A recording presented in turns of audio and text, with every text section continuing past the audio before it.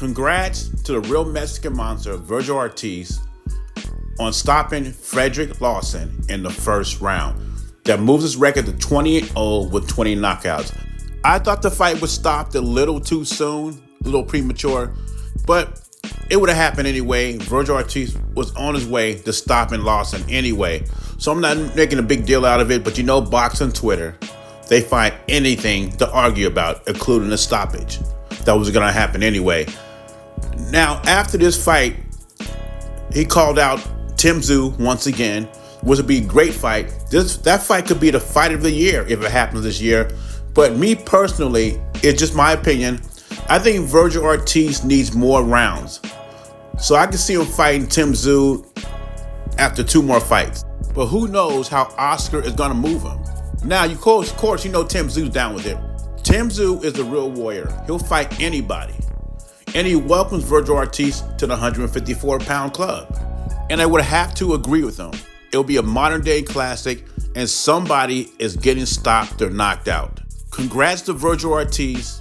Welcome back, the true Mexican monster. And then he lost the fight.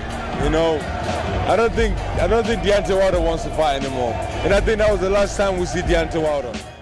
And that was Derek Chisora. You know, speaking of Derek Chisora, this will be a good fight for Deontay Wilder to come back on the Anthony Joshua, Francis Ngannou card. They just don't have it as a cold main. But this will be a good fight to Deontay Wilder to come back on and have a chance to win. Because I don't think he beat Zhang or Govic. Fighters like that in the top of the division, I don't think Deontay Wilder could beat them. I think he would have a better chance of beating Derek Chisora or Joseph Parker. Those are 2 rematches that I see Deontay Wilder in. But according to Derek Chisora, it seems like Deontay Wilder don't want to fight anymore. And some people say Deontay Wilder is past his prime, which wouldn't be hard to believe because he's 38 years old. My thing is, how good was Deontay Wilder's prime? How good was he in his prime? We don't know because he never developed any more skills. All he had was right hand. The only thing that would affect him if he's past his prime is pulling that right hand. And to top it off, the mediocre competition he has faced. Like Coach Malachi says, who you fight matters.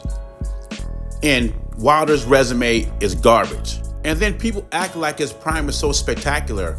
He did not have a prime like a Roy Jones, Manny Pacquiao, Floyd Mayweather, Sugar Ray Leonard, Muhammad Ali. He didn't have a prime like that because he wasn't skilled like those fighters was. He had a right hand that he landed and knocked out mediocre competition. What happened to the right hand when he fought elite competition?